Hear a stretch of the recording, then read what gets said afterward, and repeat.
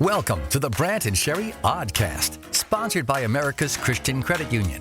To order Brant's latest book, Life is Hard, God is Good, Let's Dance, or to find out more about the show, go to BrantHansen.com. Not sure what to make of this. It can't be good. I'll be outside. Maybe this is other people too. I'll be outside and I can see it's gonna rain. I can smell the oncoming rain. I can feel.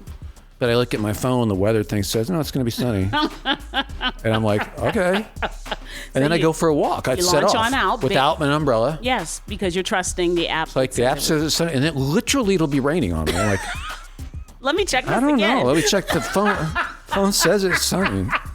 What's I'm happening? being soaked. Like, I guess it's raining. It's just kind of funny. Like, all of those instincts that we have... Suddenly, but the phone says otherwise. Yeah, that's so true. Everything around me, I can feel it on my skin. I can smell it. It's happy. I'm like, nope. But my phone says. I have another campaign update. Oh, another one. I'm not running until 2038. I'm just learning the ropes right now. But sure. I've read what I need to do is throw red meat to my base. Brant, please. No, I do. Okay. I don't know that you've even identified your base to throw meat at them. Okay. I think it's C.S. Lewis fans. All right, that's probably right. Yeah. So I'll be like, hey, I think what I need to do is impugn non-fans. And then the fans will be like, yeah. So like, if you haven't read the Space Trilogy, you are messed up. That's what I think. That's the red meat you're throwing to your constituency. There. I said it. You don't like it? I said it. I really would going caution on about becoming this my controversial. campaign social media outlets. Wow, he said it, didn't he? Just a little reminder, and you probably know this anyway, but it's all about relationships. They do all these studies about happiness, happy this, happy that, what makes people happy, and it comes back to relationships. And we know this, if you're somebody who's a believer in Jesus, like our relationship with God is the basis for joy, like this sense of well-being regardless of circumstances. But people, not money, not career, not that other stuff, that can be good. That can be good, can be helpful. But no, in the end, it comes down to relationships. Friday. They were over Friday. And the one girl, there's a few of them on the spectrum. And the one girl definitely is. And she said, can I just say something? And I said, sure. She said, I really love it here. This is safe. And that just, oh my goodness. So what do you think that meant to her? She told us that in this kind of arena, she's very, very, very smart girl. She said when she was in college, it felt competitive. It felt like everyone was trying to impress or trying to, some sort of invisible ladder they were trying to climb.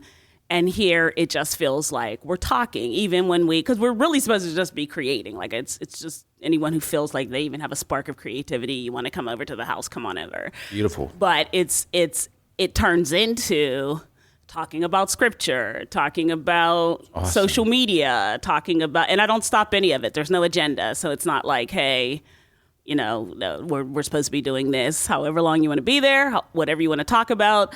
And it's healthy debate. There are a few who are on the spectrum and they like that kind of little bit of jarring back and forth. No, they don't. I know. I'm always like, this is so different than what I know. Feel like you're back at work. Yeah. What is this? But it's just, that made me so happy. And just to encourage people, I can't cook. I have very, very, very, very little domestic function, probably 2%, if that. So this is something that I've always been afraid to do, is have people over, because I feel like I don't. Do it anyway. I can't do it. But I'm like, nope, I can do it. God has given me a home. My mom's here. Her presence is there. People were, where's Miss Bev at? And I can order pizza and wings and tell everybody take it all home when they leave. And I was reading recently about Bedlam. And Bedlam is short for Bethlehem. It was a institution in London. I think it's still there, but it keeps getting moved further and further out of London. But it was for people with mental problems. Okay. And they had really horrible leadership for a long time. This is going way back. And So that's where we get the term. it's where we get the term bedlam. Yeah. Right. Okay. And know that. they had horrible, corrupt leadership, and then they had people that were genuinely like, wait a second, what are we doing for people? They didn't have that much science about it, but I wonder about our own grasp on mental illness now. Yeah. Anyway. Yeah. But they found, I thought this was so interesting. Like one guy brought in gardens, like letting people walk around helped a lot. Make it beautiful. Why not?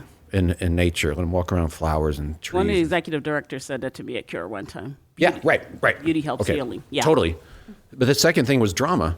So having them creatively in a role where they have to be somebody else and be part of a team. Yes. Where they're all creatively investing in some project and it's shoulder to shoulder with other people, they found to be the most healing thing.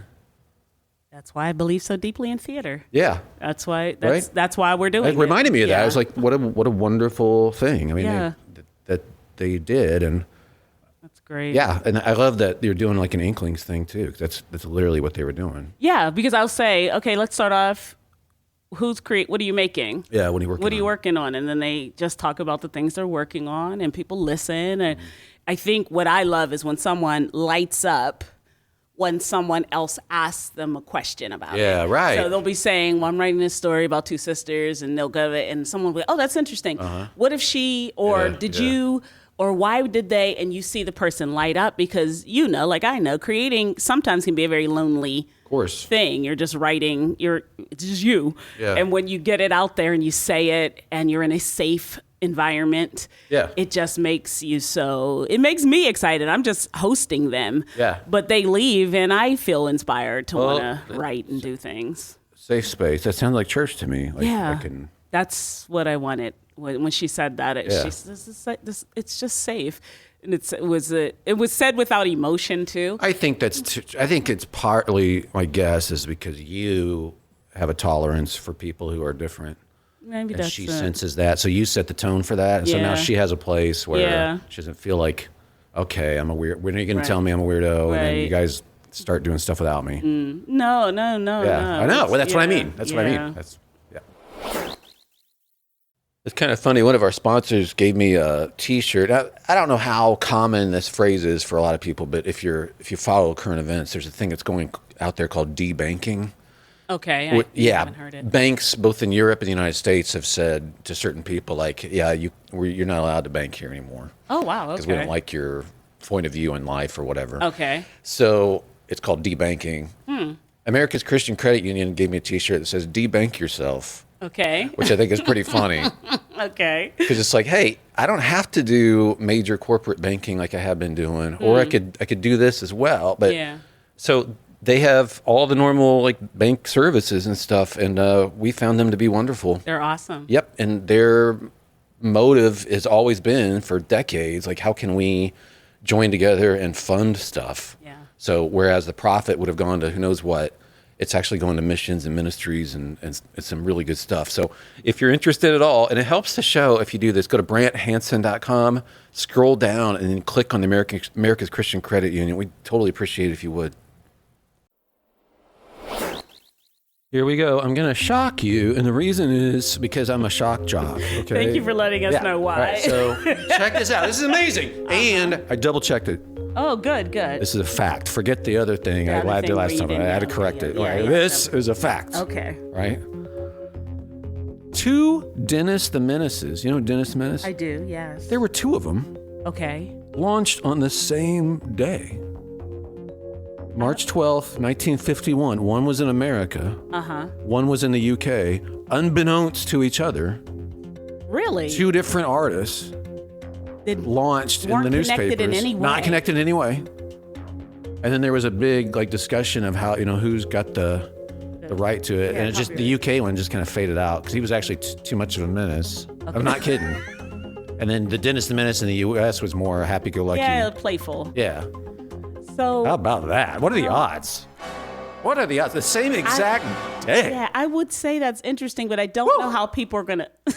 That is amazing. You're very excited. It's exciting. Okay, we're going to do something here. I'll start the theme music. Can you do the intro Of thing? course, and now a masterclass on joke telling with your instructor, Brant Hansen. All right, the lesson here, I don't like this joke. Okay, that's the lesson? Yeah. That's a takeaway from me. I just want to say Okay. that ahead of time. In case it bombs. Yes, Okay, but it might be hilarious. let's see. Right. You hear about the guy that was in the big peekaboo? No, shoot. Did you hear? What in the world? Did you hear? I got a.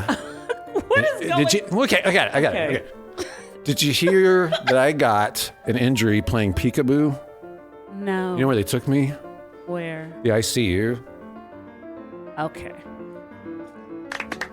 So, That's kind of funny. Is it? as an observer, what I'm taking away from this masterclass professor is to lower expectations. Right? Make people feel like it's Yeah. not going to be that And funny. did you see how I geniusly fumbled it like 4 times before? Genius. Yeah, You did that before on picking purpose? the ball up and running it into the end zone. So you fumbled on purpose Yeah. 4 times. It's genius. Well, that is the It's genius. masterclass. Thanks. Yeah.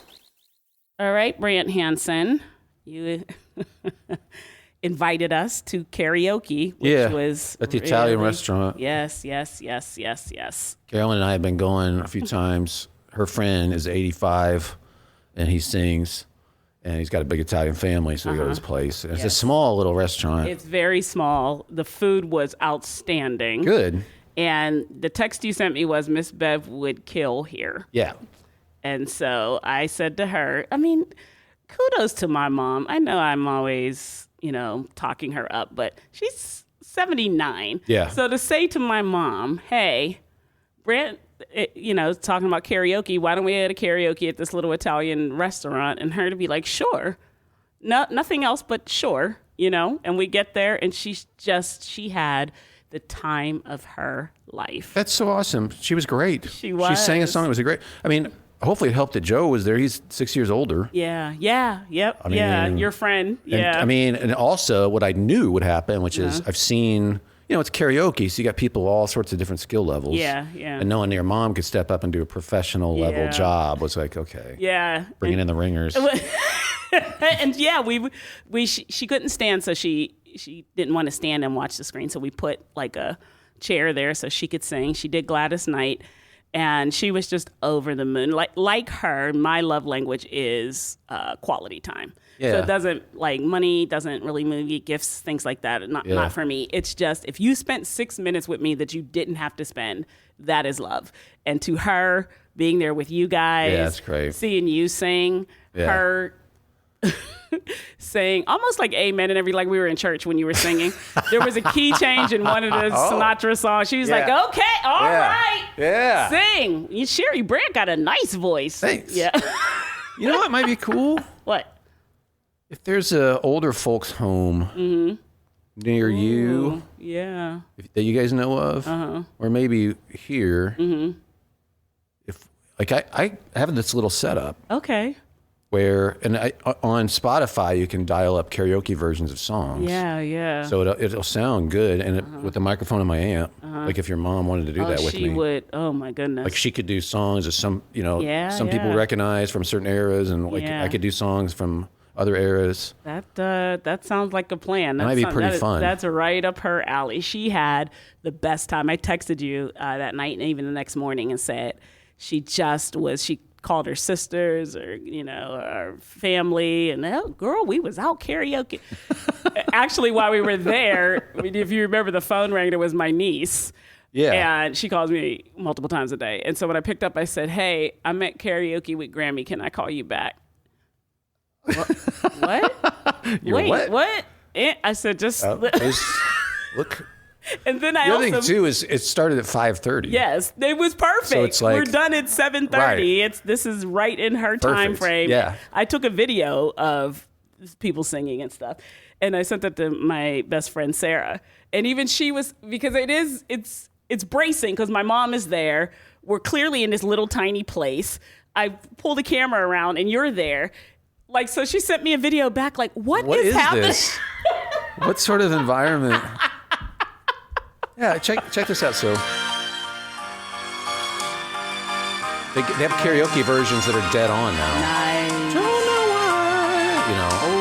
Your mom could nail Yes, this. she could. There's no sun up in the sky. Stormy weather.